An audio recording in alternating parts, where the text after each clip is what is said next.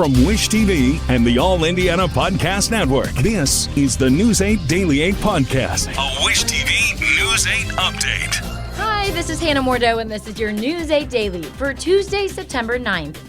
Starting out cool, but not quite as cool as yesterday morning. We're going to really warm up, though, as the day goes on. Lots of sunshine outside. Light winds. Highs will push the upper 70s to low 80s today. Breaking news overnight. Police say 3 people are wounded in shootings just hours apart. News 8's Malia Van Ostrin starts with the most recent case, where police think one crime led to another. IMPD tells us that the second shooting happened overnight after an attempted carjacking on the city's northwest side. Let's take a look at that scene. This was near Nantucket Court, close to 34th Street, just southeast of Eagle Creek. IMPD says a man called 911 around 2:45 this morning and told officers he had been shot after 2 men tried to take his car.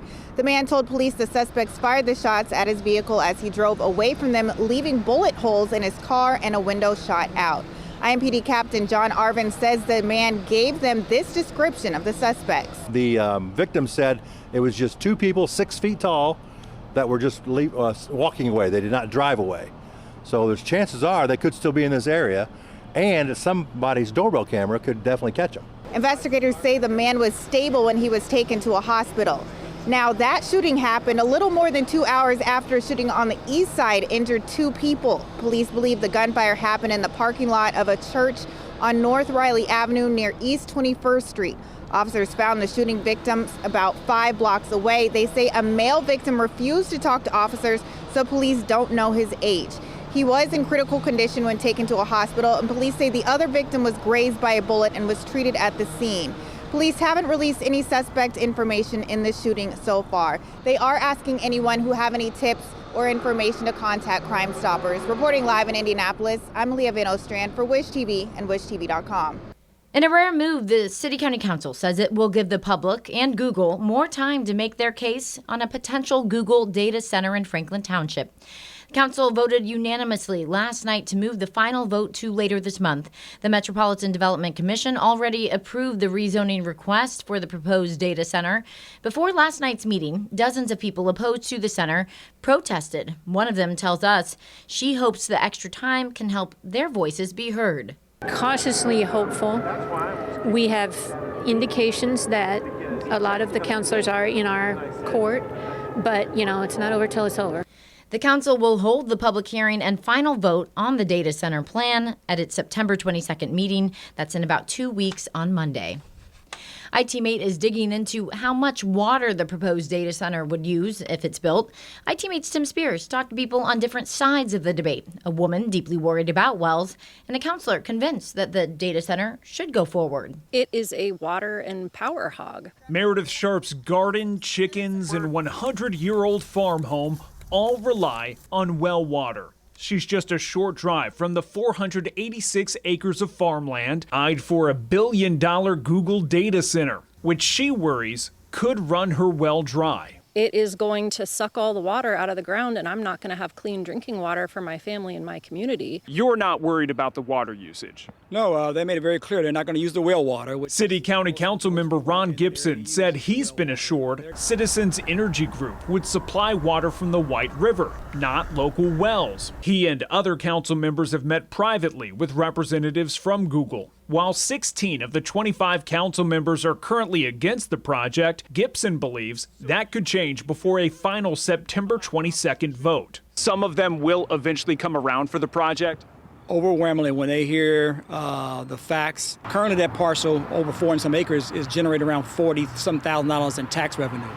But when Google takes on that development, they would produce around $10.5 million in tax revenue. No, this is a terrible economic deal, and he needs to go back to Econ 101 if he thinks this is a good deal. Councilmember Michael Paul Hart, who represents Franklin Township, said the relatively few permanent jobs at data centers for the amount of space needed, combined with the state law giving data centers up to 50 years of tax breaks, makes them less appealing economic developments than significantly smaller projects. This is giving up a lot of land for no tax base, no jobs, and puts a hardened burden on the community. Everybody is angry. We are asking for transparency. We're asking for more information. We are asking for the community to get involved, and they are. When I reached out, Citizens Energy did not confirm what the water source for the data center in Franklin Township would be, but said even large draws from the White River should not affect well water. In Indianapolis, Tim Spears for Wish TV and wishtv.com. Be aware when you drive an I-70 out east. INDOT is setting up cameras to crack down on speeding in construction zones. INDOT says it will launch a safe zone early next week on a 4-mile stretch just east of Greenfield. That's roughly between State Road 9 and the exit for Eastern Hancock High School. INDOT says if the cameras catch you at 11 miles an hour over the speed limit, you'll get a warning the first time, a $75 fine the second time, and $150 fine for every time after that. We're going straight to the experts to get answers about the state's new property tax rules. News 8's government reporter, Garrett Bergquist, talked to the people who calculate and collect what you owe. A viewer asked me how homeowners can ensure they qualify for the deductions in the new property tax law. So I went to the Hamilton County auditor and assessor to find out. We have a lot of mixed residential as far as townhomes, elder communities, and single-family homes. Sadie Eldridge oversees real property and adjustments at the Hamilton County Auditor's Office. Her team calculates your deductions, like the 10% credit on your tax liability. That's available beginning with the taxes you pay next year. It comes off of the tax liability, not the assessed value. So that's after other deductions have been applied and after the calculation has occurred. Eldridge says that's automatic once you apply for the standard homestead deduction. The law phases out the fixed standard deduction in favor of a supplemental deduction by 2031. That will be 2/3 of your assessed value once it's fully phased in. Right now, you don't have to apply for the supplemental. It's in direct correlation with the deduction, so nothing will change there as of now. Eldridge says the rules for the disabled veteran deduction have not changed. The senior deduction now only requires proof your income is below $60,000 per year, or $70,000 per year if you're a married couple. Those are retroactive to January 1st of this year. And she says you don't need to reapply if you already take those benefits. Our assessments are generated based on square foot of the homes and based on sales in the neighborhood, so we're comparing sales data found within each neighborhood. That's your starting point for your property tax liability.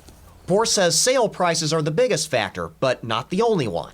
If you look at condition, like I said, we can look up here, we can see some evidence of, maybe some neglect or things that need to be updated, fixed. But outside of just, paint and things like that, as far as what goes into the assessment, we would consider things like what's the exterior construction. In this case, we have a frame exterior versus brick. Based on that, if Bohr valued your home at $380,000 last year, Eldridge says on average, in Hamilton County, you could expect to save a little more than $300 on the property taxes you pay next year. You'd save nearly $1,400 by 2031. She says results will vary based on your home's value and what county you live in. And Eldridge says policies and procedures can vary by county, so make sure you check with your county auditor. In Noblesville, I'm Garrett Bergquist for Wish TV and wishtv.com. To Capitol Hill now, Democrats on the House Oversight Committee have released a picture of a sexually suggestive letter sent to Jeffrey Epstein in 2003. The image looks like a body. It appears President Trump signed it. That the signature is in the lower half of the image. You can see it on wishtv.com right now. Yesterday, the full Oversight Committee released documents from Epstein's estate. They included the 50th birthday album with the alleged Trump note, greetings from former President Bill Clinton, and others. The Wall Street Journal first reported on the letter last month. Then Trump sued the newspaper, saying it was a hoax. Trump has sought to block Congress from forcing the release of all the investigative files on Epstein. Epstein took his own life in jail in 2019. The Federal Appeals Court says President Trump must pay more than $83 million to writer E. Jean Carroll for defamation. A panel of judges upheld the jury's original damage, calling it fair and reasonable.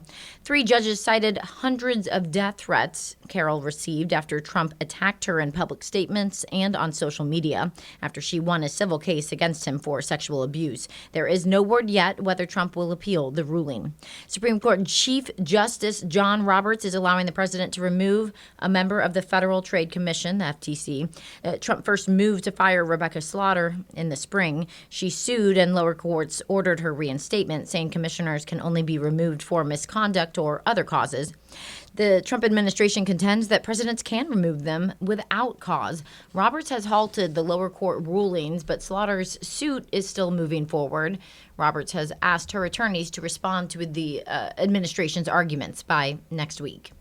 Let's get to Jane King now with your business headline. She starts with a new report on the safety of online dating and where Indiana stands. When it comes to online dating, Indiana is fairly safe. Now, Privacy Journal ranks the Hoosier State 18th safest. Indiana did well in preventing and responding to romance scams, but some other areas to be careful of: fraud, ID theft. This all happens on these dating sites. So realizing someone you met online who isn't who they claim to be can be a nightmare, and the risk of being defrauded, assaulted, or encountering a registered sex offender is higher in some states than others, based on this Privacy Journal survey.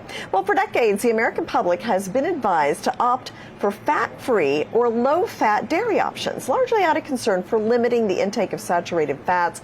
But Health Secretary Robert F. Kennedy Jr. has promised to end the attack on whole milk, cheese, and yogurt and give those foods more prominence in forthcoming guidelines. Now, researchers say that because dairy products vary so widely, the blanket recommendation to avoid all the fatty dairy foods needs to be updated.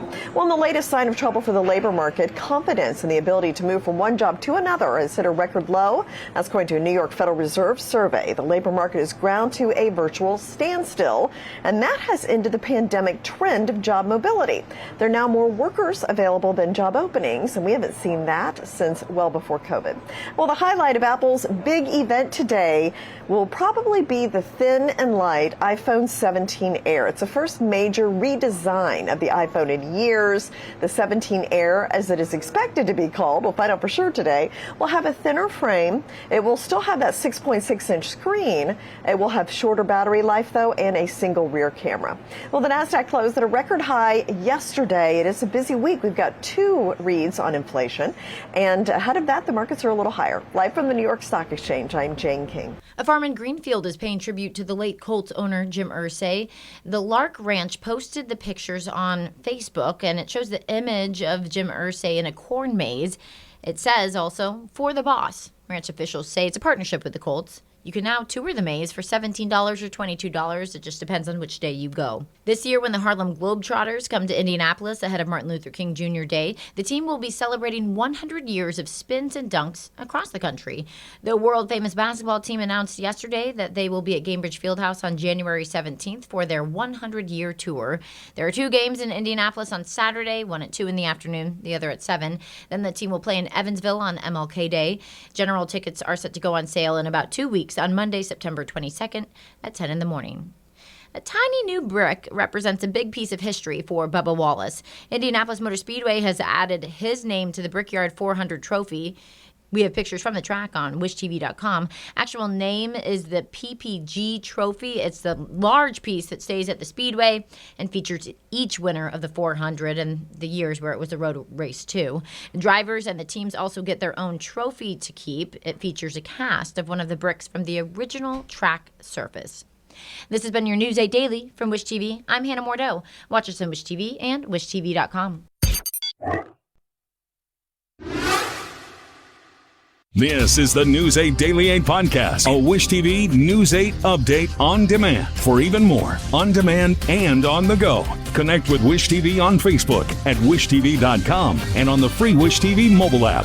Thank you for listening, and be sure to like, subscribe, and follow this podcast for updates every weekday morning on the All Indiana Podcast Network and wherever you get your podcast.